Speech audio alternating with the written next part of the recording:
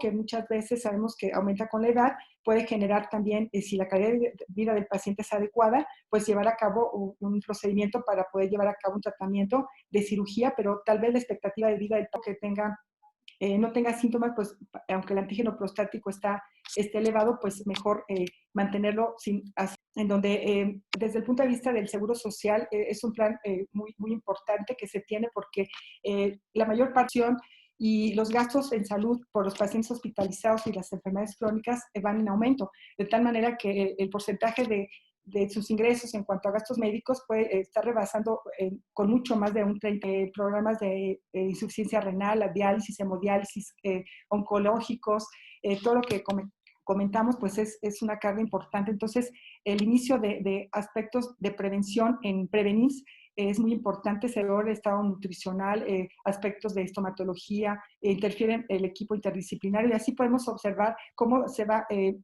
detectando las enfermedades y se van ingresando, pues por decir, a otros interconsultantes, en este caso geriatras o esa corrección de sus o control de sus enfermedades, los aspectos psicológicos, los aspectos sociales. Aquí la evaluación geriátrica integral es fundamental en todo paciente, debemos de dominarla.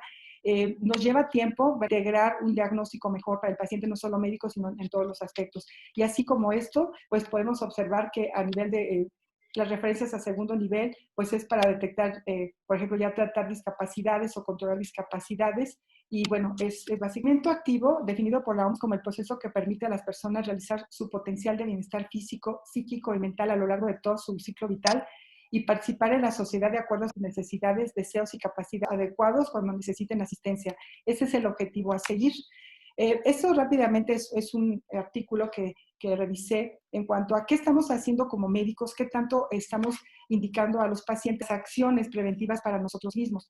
Entonces, este artículo que es original, pues es un estudio que se hizo en el 2016 en un grupo de médicos internistas, en el 2016 en un curso internacional, en donde se hizo un cuestionario y de salud que deberían de ser óptimos para que se logre un envejecimiento exitoso. Este estudio transversal, pues básicamente fue una encuesta a internistas en este congreso y el objetivo fue determinar qué carácter en ese grupo de internistas. Se veían factores sociodemográficos, de salud, percepción de salud, cómo es realmente pues la percepción de su salud y cómo padece enfermedades crónico-degenerativas y cómo considera el etilismo. Y los resultados son interesantes. Bueno, se analizaron 282 cuestionarios, la edad media de los participantes fue de 42, más o menos 12 años, 57% fueron hombres, fue de 38% con enfermedades crónico-degenerativas en 61%. Aquí se puede observar el control sobre enfermedades crónicas que pues aparentemente era bueno, ¿sí? en la gran parte de los participantes, pero no alcanzó más de un 62%. El tabaco alcohol el 24%. Aquí están las definiciones de cómo definían 2 copas al día o más de 2 en el hombre y la mujer o ninguna copa. Entonces fue 24%. La distribución de ejercicio físico que se realizó por género, de acuerdo al por ciento.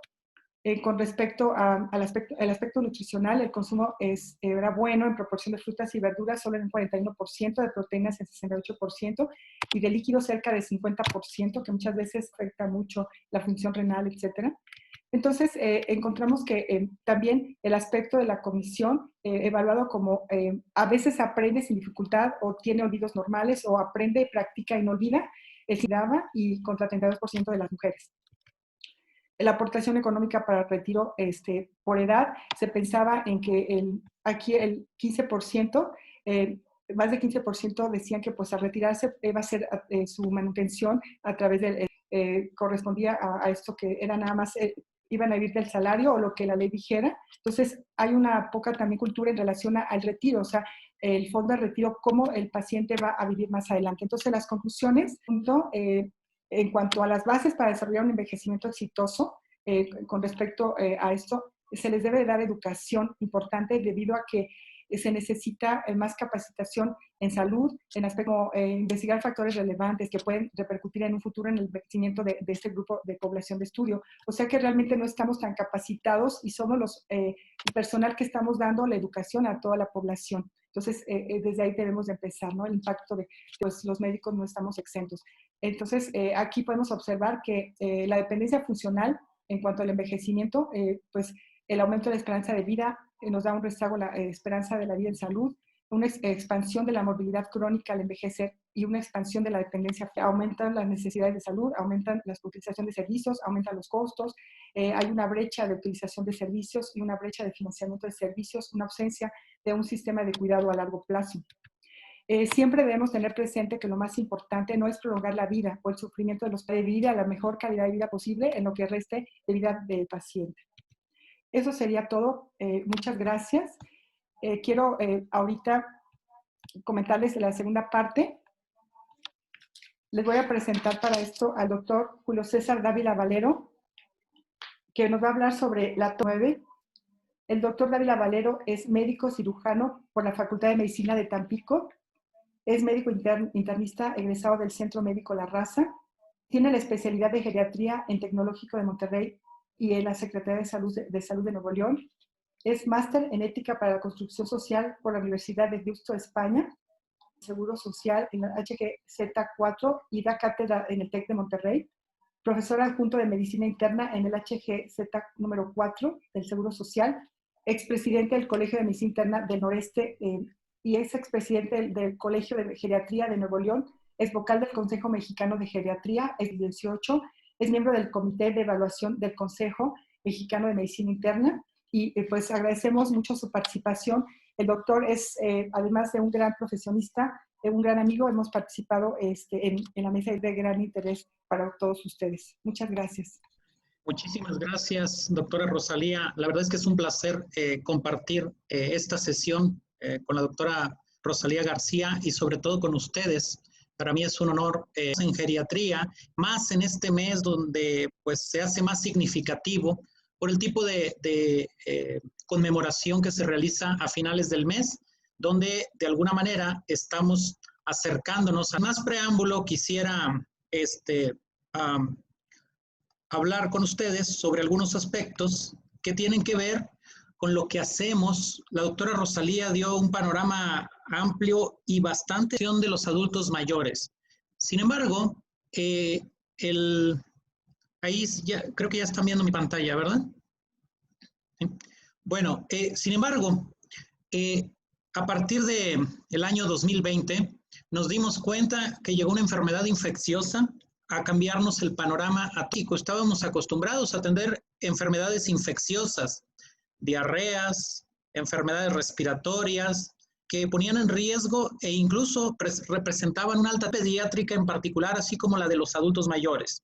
Sin embargo, el año 2020 nos vino a demostrar a través del COVID-19 que todavía no nos habíamos separado de una pandemia que cambió la vida de todo el mundo.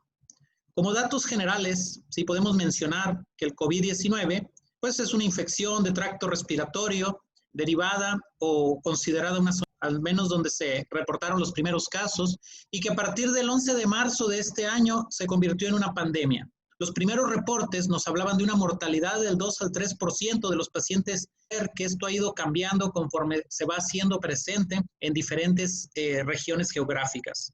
El coronavirus es un betacoronavirus que también es similar a otros que ya conocíamos o de los cuales tuvimos noticias. Por ejemplo, el síndrome, el coronavirus es similar al MERS, que daba el síndrome respiratorio del Medio Oriente. Se comporta como un síndrome respiratorio severo, ¿sí? Y finalmente fue designado COVID-19. Nos hablaron de que las personas mayores de 80 años representaban una tasa de mortalidad importante de alrededor del 21.9% en China. Y además, también nos dijeron, en países europeos como Italia, ¿sí? 9 de cada 10 eran mayores de 70 años. Entonces, bueno, pues esto nos fue de alguna manera preparando el terreno para darnos cuenta. Tenemos algunos comportamientos importantes y aquí resalto algunas cosas. Una letalidad de alrededor del 17% en población geriátrica, comparada con una letalidad del 8.3% de hoy en día, sí, al menos hasta la última semana, tenemos una letalidad general de 11.8%, que está muy por encima de aquel 2 a 3% que nos reportaron en los primeros países. Podría hablar del estado donde yo vivo, en el cual hay una letalidad en las últimas semanas de alrededor del 3.4%, una letalidad considerablemente más los aspectos que han influido en estas condiciones. La presentación clínica del COVID-19, todos la conocen. Pacientes con fiebre, tos, mialgias, dificultad respiratoria, neurítico y como parte de las definiciones operacionales, la cefalea. También nos dimos cuenta, conforme iba avanzando el número de pacientes contagiados, que parte de las personas y además la anosmia y la disgeusia pudieran ser otros de los síntomas principales que sobre todo en los primeros, pero hoy en día sabemos que pueden estar presentes en gran número de pacientes. Y además muchísimos otros datos, ¿no? Aquí los podemos ver, muchísimos otros datos que son inespecíficos para el COVID en estos pacientes. Conforme fue avanzando la epidemia en nuestro país y conforme fue avanzando cada una de las etapas y de las fases de esta epidemia, se fueron acciones operacionales con las cuales podíamos empezar a hablar de una enfermedad por el SARS-CoV-19. Las definiciones operacionales de la Organización Mundial de la Salud nos hablaban, o por lo menos 2 de estos síntomas, acompañado de disnea, escurrimiento nasal, dolor articular, dolor muscular o dinofagia o dolor torácico, positiva en un laboratorio certificado. También esto ha cambiado, pues hoy en día sabemos que del 20 al 25% de todas las pruebas que se realizan por COVID-19 llegan a dar falsos negativos. Por lo tanto, la definición operacional clínica más una imagen radiográfica compatible con el área respiratoria nos puede dar el diagnóstico y por lo tanto el inicio en la atención de los pacientes. Esta es parte de la historia, de la breve historia que hemos venido identificando, ha obligado, ¿sí?, a estar más atentos ante las manifestaciones de los pacientes que se van presentando con el COVID-19. Quiero recordarles que si bien es cierto, se presenta, bueno, diferente literatura lo considera de una forma distinta, pero podríamos hablar de que la fiebre que se considera en el adulto o el mismo incremento de temperatura en el adulto mayor. En el adulto mayor resulta significativo, aunque no necesariamente fiebre, tener un grado de temperatura más que una temperatura basal de 36.5 y se presenta con nosotros con 37.5, es una persona mayor de 70 años, mayor de 80 años, entonces resulta significativo, puede llegar a tener esta característica o esta definición operacional de acuerdo a la Organización Mundial de la Salud. También sabemos que este virus, enfermedades, y ahí ustedes pueden ver en la pantalla la cantidad de tiempo que puede llegar a presentarse, por ejemplo, en la madera, hasta 4 días, en látex, alrededor de 8 horas. Clara la forma en la que podemos recibir la transmisión a través de estas superficies. Sí podemos intuir que tenemos que tomar en cuenta esto como un medio de propagación y por lo tanto como un medio sabemos que las medidas preventivas para la población en general tienen que ver con el aislamiento físico, el lavado de manos hasta por 40 segundos con agua y jabón y en caso de no también se nos ha recomendado limpiar superficies con soluciones cloradas, el uso de cubrebocas en sitios públicos, los cubrebocas quirúrgicos invariablemente 95 P100 o equivalentes al estar en contacto con pacientes con COVID-19. Hasta el día de hoy, el consenso habla de guardar una distancia de por lo menos 1,5 metros con otras personas, darse el virus hasta 5 metros de distancia de un individuo contagiado. Habrá algunos otros reportes que hablan de 2 metros, pero el consenso sigue siendo al menos 1,5 metros alejado de otras personas. Ambientes clínicos y ambientes hospitalarios en los cuales se atiende a personas contagiadas, tal vez pudiera utilizarse en los consultorios donde también se llega a atender, pero definitivamente los se utilizan en la vía pública o, por ejemplo, para ir al supermercado, entre otras cosas. Esta estadística se mostraba a mediados de abril y realmente no ha cambiado mucho. La mayor parte de los se van a dar o se van a observar en un ambiente ambulatorio. Casos leves, ¿sí?, que de alguna manera no requieren la atención hospitalaria. Posteriormente vienen algunos casos de enfermedad y que van a requerir hospitalización, pero no son pacientes graves.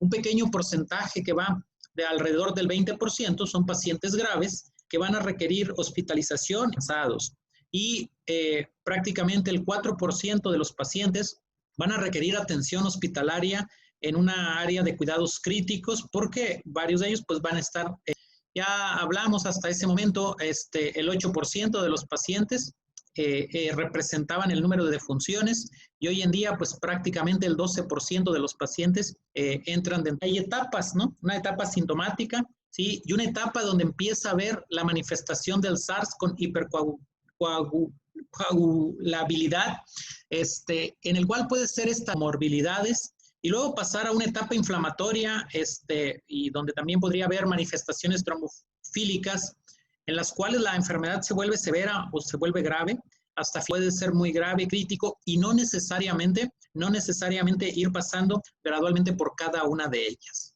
La situación se complica porque tenemos un diagnóstico diferencial muy amplio. Aquí voy a mencionar algunos de ellos nada más, en los cuales identificar a los pacientes con COVID-19 y aquellos que tienen influenza. Pero además hay otras neumonías virales, que no se nos olvide, adenovirus, virus sincicial respiratorio, neumonías bacterianas, legionela, neumococos y algunos. El tratamiento consiste en el aislamiento, líquido, reposo, profilaxis antitrombótica, terapia antitrombótica cuando así lo merite la gravedad del paciente, lista de medicamentos que en algún momento han tenido cierta utilidad en pacientes con COVID-19. Acitromicina, sí o no. Reducir la carga viral al final de cuentas, esto es lo que tratamos de promover, están alrededor, ¿sí? Acitromicina más hidrocloroquina. Bueno, pues ya hemos leído por ahí los reportes de las últimas semanas en las cuales no fue tan esperanzador como pensábamos en un inicio.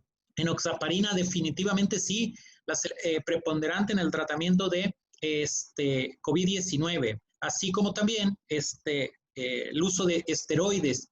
La ilusión de muchos de nosotros se rompió cuando se publicó el arcilizumab, no era lo que estábamos observando, aunque vimos mejorar muchos pacientes, sobre todo en la fase inflamatoria, con este medicamento. Y bueno, también hay protocolos que hablan de la terapia o el tratamiento en terapia intensiva. Lo que es cierto es que nuestra meta de tratamiento tiene que ser asegurar una adecuada oxigenación y el soporte hemodinámico del paciente, el daño renal, el choque séptico, sobre infecciones bacterianas o fúngicas y lo que ya conocemos que se presenta como la falla multiorgánica. Otras complicaciones tienen que ver con el aislamiento que sufre el paciente, la soledad del paciente, ¿sí? En muchas ocasiones está plenamente aislado de maltrato, a veces por omisión, ¿sí? Pacientes con estados confusionales agudos, mucha ansiedad, pacientes que de pronto se confunde de una manera bastante importante, pacientes con un grado de presión importante y con un deterioro funcional paulatino que se va dando tras estar varios días hospitalizado y en la cama. No permiten, ¿sí? Nosotros le permitimos a los pacientes donde yo trabajo, pues tener un medio de comunicación como un teléfono sencillo, ¿sí? No un smartphone, ¿sí? Sino un teléfono sencillo. Sobre todo cuando el paciente no está insuficiente. En caso de estar insuficiente, pues no permitimos que esto suceda. Y la tromboprofilaxis, bueno, pues hay varios esquemas que ustedes ya conocen y que varios de ustedes, de una manera, esto nos puede servir, o esta parte de la presentación nos puede servir como una guía para recordar las dosis que tenemos que utilizar con nuestros pacientes de acuerdo a sus características, embarazada, si ya existe la sospecha clínica de tromboembolia pulmonar o no. Y aquí viene una parte muy importante, ¿no? La toma de decisiones. ¿Por qué? Porque esta es una parte breve, pero de esta epidemia hemos tenido muchos conocimientos controversiales. Hemos tenido mucha difusión de material, incluso de las mismas autoridades, a escoger a qué pacientes teníamos que brindarles la mejor atención o la atención completa y a quienes no. Se hablaba de una edad de corte para empezar a decidir a quienes. Bueno, realmente en la práctica es más difícil hacer esto, pero sí mediáticamente hizo mucho ruido. Lo que sí es importante es que debemos de tratar hasta donde sea posible individuales de acuerdo a nuestras creencias, evitar la discriminación en la atención de los pacientes y sobre todo evitar el azar para poder, vamos a proporcionar un tratamiento o a qué pacientes no. Las recomendaciones para una toma de decisiones justa es tratar de asegurar, disponer la mayor cantidad de recursos, posibilidades. Es decir, no negar un ventilador mecánico a una persona si no nos hemos asegurado que no lo tenemos, ¿sí? No negar el uso de terapia antitrombótica a una persona, talario, ¿no? Tratar de utilizar el principio de justicia social, ¿sí? Y sobre todo, como les mencionaba, evitar considerar características de afiliación migratoria, preferencia sexual, raza, recursos económicos o seguros de gastos médicos. Por supuesto que nosotros también tenemos que contribuir a la evaluación holística como médicos, preferentemente tiene que ver con la recuperación de la salud de los pacientes. Entonces hay varias consideraciones que quiero proponerles. Una, bueno, esta escala visual de puntos, sobre todo en pacientes geriátricos, en un área aislada, contagiados de COVID-19, ¿cómo pudiéramos evaluar la fragilidad de estos pacientes? Porque además estamos trabajando pacientes potencialmente riesgosos para el personal de salud. Estamos trabajando con un equipo de protección personal que no nos permite tener la visibilidad y la movilidad adecuada y a veces ni siquiera ellas críticas. Recordar también que no todo es COVID, ¿no? Que nuestros pacientes, nuestra población mexicana ya está enferma de hipertensión arterial, está enferma de diabetes, deficiencia cardíaca o renal, está enferma de cardiopatía isquémica, nuestra población en gran medida fuma, ¿sí? También tenemos una población muy vulnerable correspondiente a los pacientes con VIH o algún otro tipo de inmunosupresión, enfermedad pulmonar obstructiva crónica, que van a representar por sí mismas una complicación mayor del mismo COVID-19. Padecimientos muy frecuentes en adultos mayores, no estamos tal vez tan acostumbrados, mayores frecuentemente tienen disfuncionalidad, presentan fragilidad, y esta tal vez sea la parte medular de la geriatría, ¿no? El tema de fragilidad, presentan incapacidad o incluso invalidez a su cuidado, una gran demanda asistencial, una gran cantidad de medicamentos que están utilizando y de acuerdo a la definición operacional de la Organización Mundial de la Salud, el uso de 5 o más medicamentos. Y también sabemos que son individuos que van a tener frecuentemente alteraciones visuales y auditivas y que van a requerir auxiliares de la visión como las gafas, estar en un área donde fácilmente se contaminan todos estos instrumentos. Entonces, podemos hablar de que una valoración geriátrica integral la podemos priorizar características, identificar si nuestro paciente es funcional o no, identificar si nuestro paciente es cognitivamente competente o no, saber si tiene una patología, finalmente identificar si nuestro paciente es un paciente frágil, prefrágil, o bien es un paciente robusto en el cual la toma de decisiones cambia de forma importante.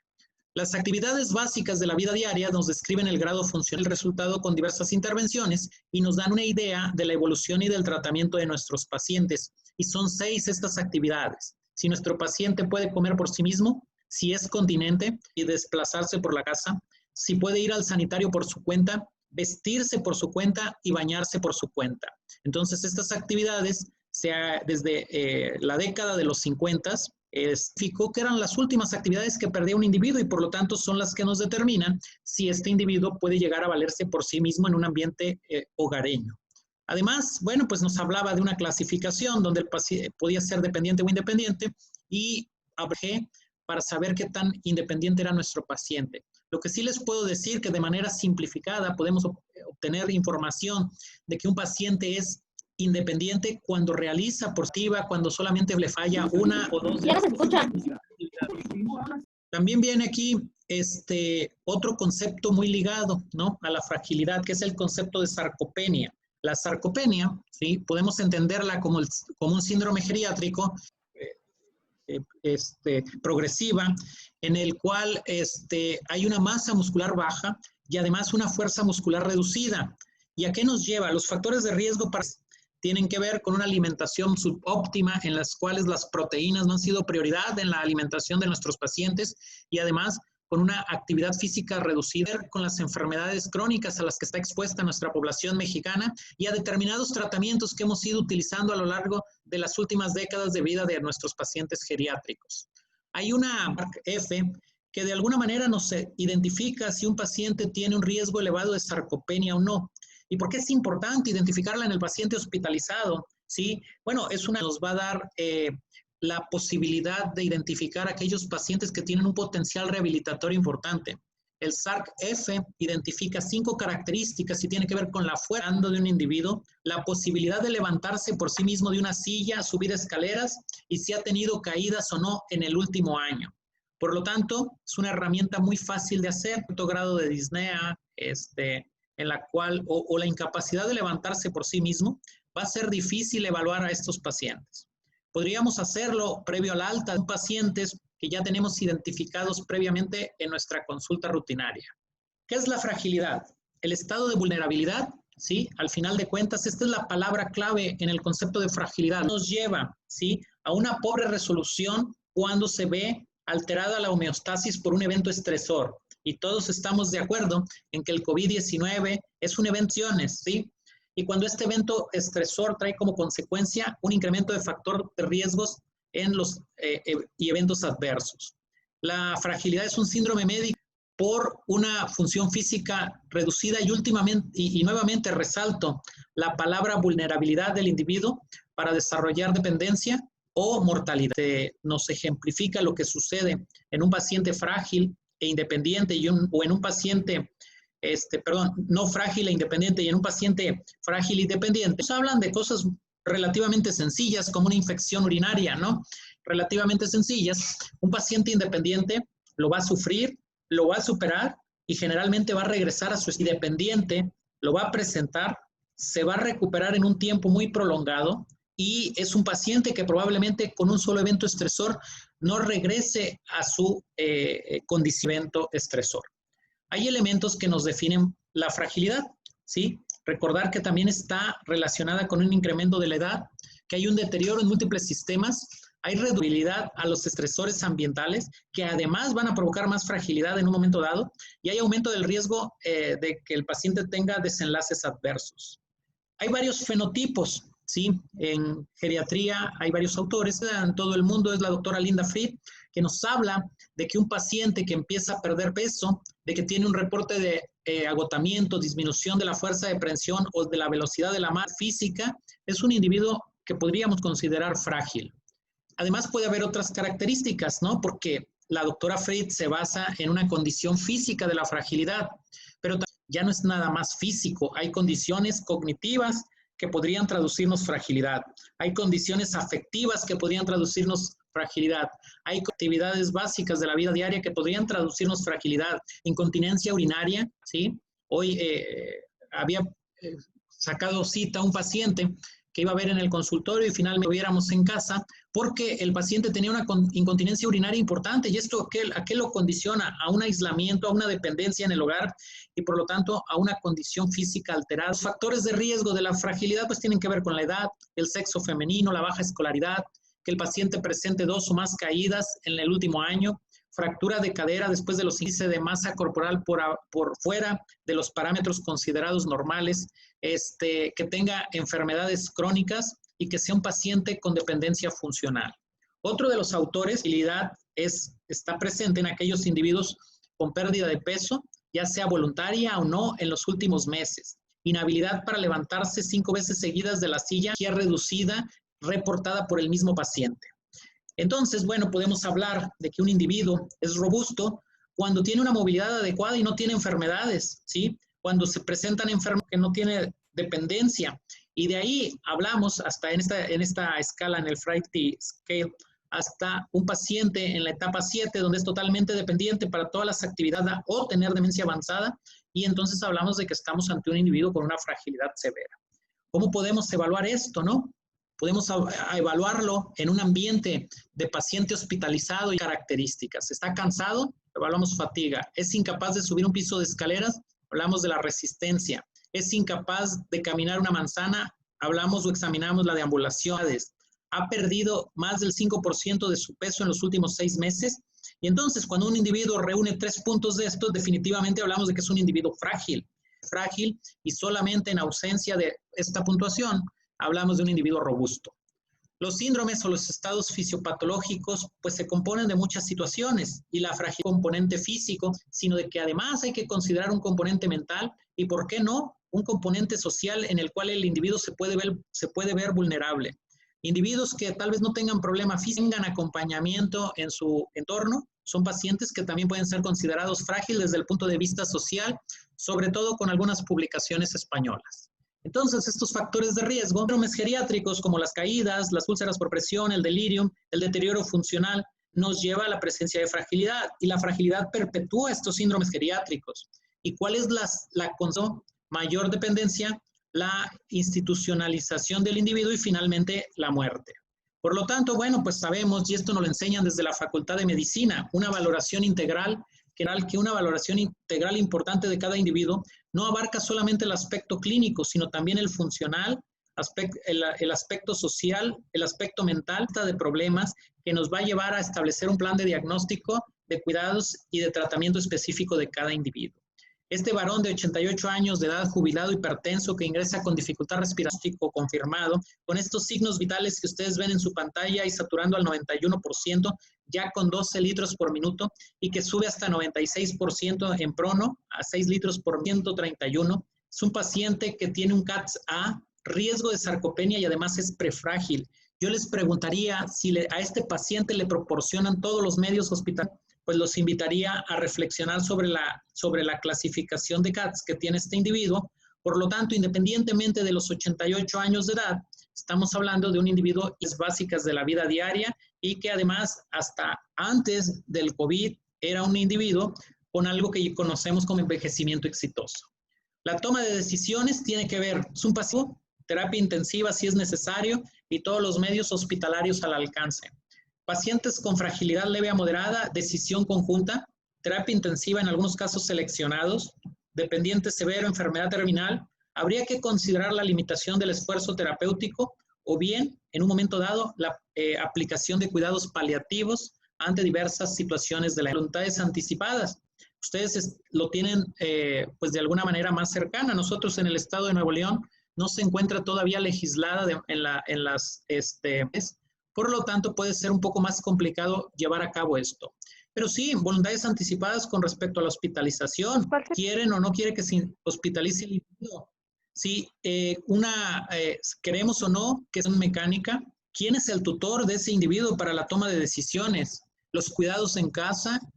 ¿O se va a optar por cuidados paliativos? Así como también el uso de otros dispositivos de atención personales con respecto al COVID-19, ya después de 4, casi 5 meses de estar atendiendo a estos pacientes, podemos hablar de que pues definitivamente hay que cubrirse la cara, hay que cubrirse los ojos, personas contagiadas que han seguido teniendo su participación en la comunidad y que no han contagiado a nadie y tampoco nadie ha salido contagiado por el uso de cubrebocas. Un artículo de 2 estilistas en los Estados Unidos que atendieron casi a 170 personas y ninguna salió contagiada cuando ellos ya eran portadores del COVID-19. El uso de agua y jabón.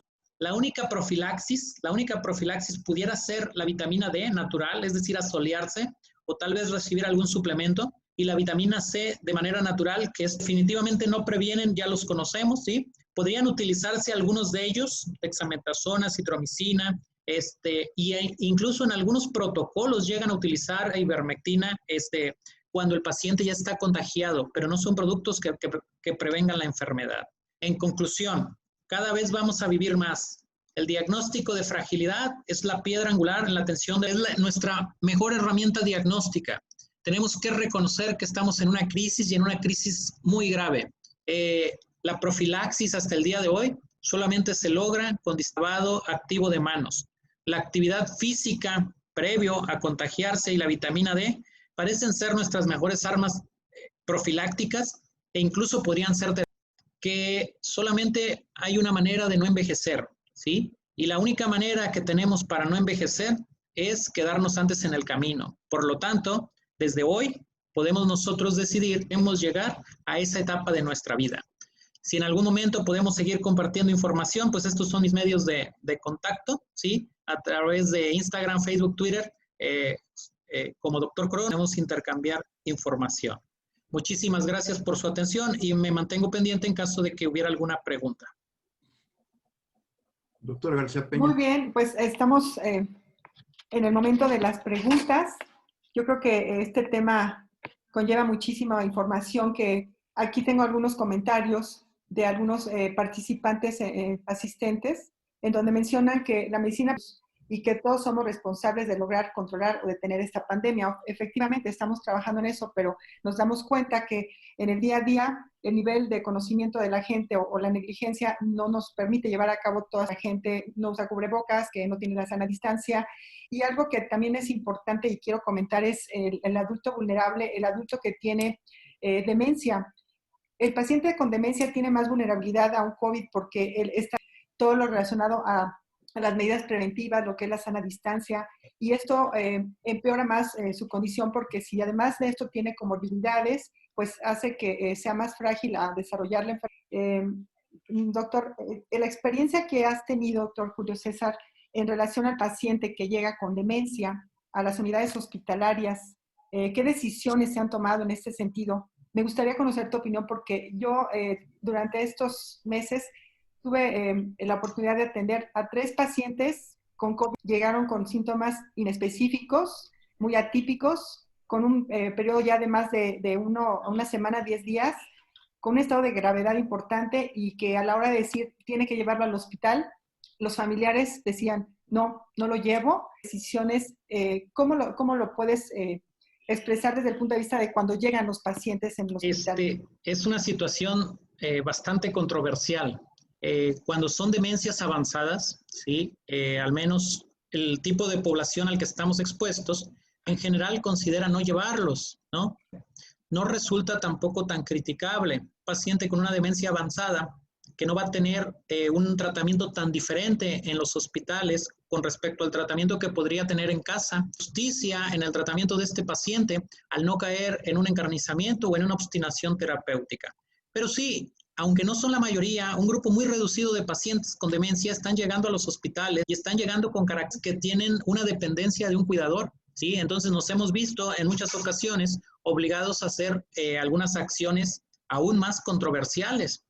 Por lo menos en un par de ocasiones con el equipo de protección puesto al área de COVID, ¿sí? Porque de esta manera estábamos previniendo algunas otras condiciones como desnutrición, como prevención de caídas o algunas otras situaciones. Consideraciones que también se hace con la población. Entonces, bueno, no es común, pero en casos muy particulares se ha llegado a realizar.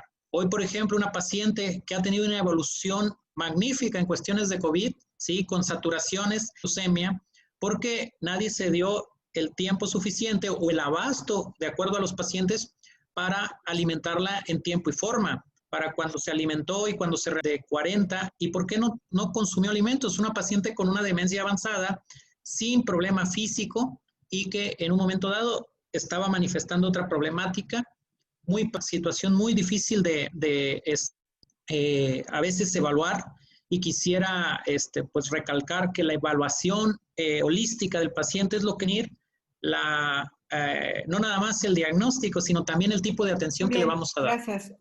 Otro comentario, más bien es una pregunta. Si pensamos que con la pandemia hay un aumento y el aumento del sedentarismo, haya más casos de envejecimiento anticipado. Pues quisiéramos que la pandemia no durara tanto tiempo para que eso se presente, pero sí sabemos que, bueno, bastan unas semanas o unos cuantos meses para tener una declinación de 70 años. Entonces, pues todavía quisiera guardar un poco de esperanza en que esto no va a ser tan prolongado. Ya es prolongado, pero que no va a ser tan prolongado. De prolongarse, definitivamente sí, vamos a tener una declinación no solamente física, una declinación afectiva, una declinación cognitiva, aumento y a otros individuos de la familia, ¿no? Entonces, sí estamos ante una problemática importante, ya no nada más el hecho de que estén contagiados nuestros pacientes. Un comentario que me parece importante, menciona que el factor de riesgo para adulto frágil también es la presencia de una familia disfuncional. De ahí que no podemos trabajar solo con el anciano, sus enfermedades y sus relaciones y dinámica familiar, con el rol del anciano dentro de la misma familia, guiarlo en participar en su propio cuidado, etcétera. Identificar y trabajar con el cuidador primario y de no contar con familia, trabajar con redes de apoyo social y esto mayor y la interacción con la familia y las redes sociales o desde el punto de vista de trabajo social cuando acuden a un hospital y son egresados, todo ese aspecto dinámico entre el interinstitucional o interpersonal es de gran importancia para la recuperación. Sí, definitivamente. Siempre he dicho que el cuidador principal o el cuidador primario de un paciente se puede convertir en nuestro mejor aliado o en nuestro peor enemigo en el propósito de salvaguardar la salud del paciente. Identificarlo, es importante ver también las condiciones en las que se encuentra, si tiene sus propias necesidades de atención médica o psicológica, porque de esta manera también va a tener una mejor evolución. Menciona aquí la doctora María de Jesús Moreno en relación a que las condiciones por las que se contagian los adultos mayores Es un punto de prevención muy importante. Sin embargo, la deprivación social en la que se les ha mantenido no ha llevado, nos ha llevado a no demencia. Y esta es una situación que se deberá atender. ¿Cuál es su opinión? Sí, definitivamente estamos observando pacientes que si bien no están desarrollando un deterioro cognitivo agudo, sí están desarrollando otro tipo de características que son muy, sin dejar de lado que aquellos que presentan el deterioro cognitivo moderado. Pacientes con depresiones severas que caen en el rango incluso de pseudodemencia, pacientes que queja de memoria. Entonces, sí, a todo eso nos ha llevado el confinamiento. Entonces, nos estamos enfrentando no solamente a la presencia del contagio por COVID-19, nos estamos enfrentando a la salud mental de nuestros pacientes y, ¿por qué no decirlo y reconocerlo, no? También del personal de salud que estamos atendiendo a este tipo de pacientes. Otra pregunta en relación a las secuelas del adulto mayor con COVID, supongo, en la fase de recuperación. ¿Qué secuelas son las que has Sí, observado? la principal es la dependencia. Pacientes que llegan, vamos a hablar de aquel paciente adulto mayor independiente y que posteriormente a la salida del hospital, características, ¿no? Un paciente que tal vez caminaba por su cuenta, se levantaba por su cuenta, se desplazaba por su cuenta y posterior a salir del hospital ya no lo hace, o al menos no lo hace con la seguridad que lo hace. Estamos tratando de prevenir otra serie de problemas. En el hospital estamos tratando de prevenir que el paciente se caiga, en el hospital estamos tratando de prevenir que el paciente tenga úlceras por presión, en el hospital al agudo, y eso muchas veces nos lleva al confinamiento en cama pues de una manera prolongada. Por lo tanto, esa es la principal característica que yo he visto, sin dejar de lado la problemática respiratoria que puedan llegar a tener. Pues sí, este es uno de los puntos importantes en relación al deterioro de las capacidades funcionales en el adulto mayor, porque pueden llegar con un proceso respiratorio grave, pero todas las consecuencias del coronavirus, deterioro mayor y favorecen que la mortalidad sea mucho más alta en este grupo de pacientes. Entonces, ya lo vimos en las estadísticas, ya forma parte de las primeras 5 causas de muerte en el adulto mayor. Entonces, público, ya no tenemos, si alguien quiere abrir su micrófono para hacer una pregunta. Me gustaría que... ¿Cómo influye la espiritualidad en la salud y en la recuperación del paciente adulto mayor con y sin COVID-19? Excelente pregunta. Realmente hay una conferencia que yo tengo preparada que tiene que ver con prevención de enfermedades crónicas. En la prevención de enfermedades crónicas, o mejor dicho, en la prevención de complicaciones que llevan a un paciente a la dependencia y disfuncionalidad, tiene que ver con, ya sabemos, ¿no? La actividad física, la alimentación constante, y uno de los puntos importantes tiene que ver con la espiritualidad del individuo, y no son solamente manifestaciones de buenos deseos, son estudios que se han hecho y en las cuales pues nos damos cuenta que aquel individuo que tiene un grado de espiritualidad o de acercamiento hacia un ente espiritual es un individuo que tiene esas características. Entonces, definitivamente es una recomendación de salud y de evolución, no nada más para el adulto mayor, sino para todos nosotros. Gracias. En relación a otra pregunta, ¿qué pasa con un adulto mayor con algún otro tipo de patología? Si puede existir un problema por el tratamiento de ambas enfermedades, supongo que es COVID y alguna otra comorbilidad, ¿puede existir un problema por el tratamiento de ambas enfermedades? Sí. Bueno, yo pienso que si es en relación a COVID o cualquier otra enfermedad, hay 2 comorbilidades. Independientemente de esto, hay que valorar la gravedad, la prioridad, y 2 o 3 o más enfermedades, siempre hay que ver el aspecto pues de interacciones medicamentosas, del aspecto general del paciente, nutricional, y hacer también una evaluación integral en un hospital. Y con respecto al problema de COVID y otras patologías, y pues porque pueden agudizarse, pueden empeorar en una condición de, por ejemplo, falla cardíaca que está compensada, o paciente diabético que está descompensado pero que desarrolla alguna agudización de daño renal crónico, etcétera. La verdad es que nos ha trastornado la vida, ¿no? Un ejemplo que les puedo poner en mi hospital es el paciente con hemodiálisis y COVID-19. ¿Cómo le hacemos? ¿Cómo le hacemos para el paciente? Pues, como seguramente en muchos de los hospitales donde ustedes se desempeñan, es subir máquina de hemodiálisis a los pisos COVID, ¿no? Porque hacerlo al revés, bajar al paciente COVID al área de hemodiálisis, entonces se tuvo que disponer de máquinas para los pisos donde se encuentran pacientes con COVID-19. Solamente para aquel paciente que está en prevención por factores de riesgo para cardiopatía isquémica o enfermedad cerebrovascular, pues debe seguir recibiendo su profilaxis 9, que es un evento agudo, lo permita. Un comentario que pues me parece interesante en relación a que ha observado que quienes tienen un sentido de vida que poseen con un soporte espiritual importante superan las condiciones adversas.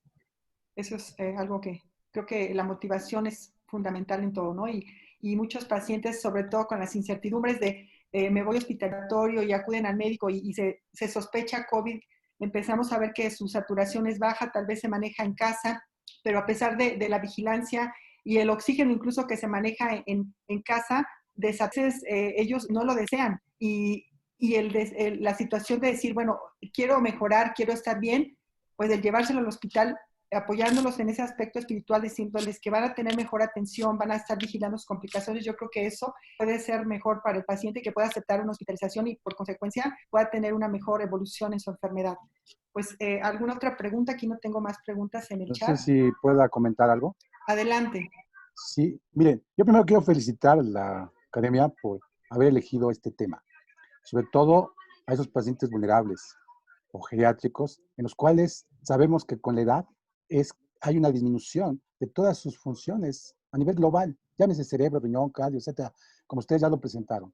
Y efectivamente, porque los pacientes que salen del COVID van a tener secuelas en mayor o menor grado en los diferentes órganos que se hayan afectado más. En el caso, por ejemplo, del sistema nervioso central, es muy importante que estos aspectos, no solamente funcionales, como lo que han comentado ahorita de los síndromes de ansiedad, depresión, etcétera, o de demencia, que a veces se van a exacerbar de la misma enfermedad que ya tenían, pero que el COVID le favoreció que avanzara o progresara, es muy importante. Entonces, todos los aspectos, no solamente el físico, como ya nos dijeron, los aspectos sociales, los aspectos psicológicos, son importantes, como siempre lo han dicho, como un ente, en todas las esferas, biopsicosocial, porque si no, estamos actuando como médicos de media. Yo creo que no somos médicos de media, al contrario. Y con el COVID, creo que nos ha reforzado la importancia que debemos tener en el análisis, ser más incisivos, debemos ser más clínicos.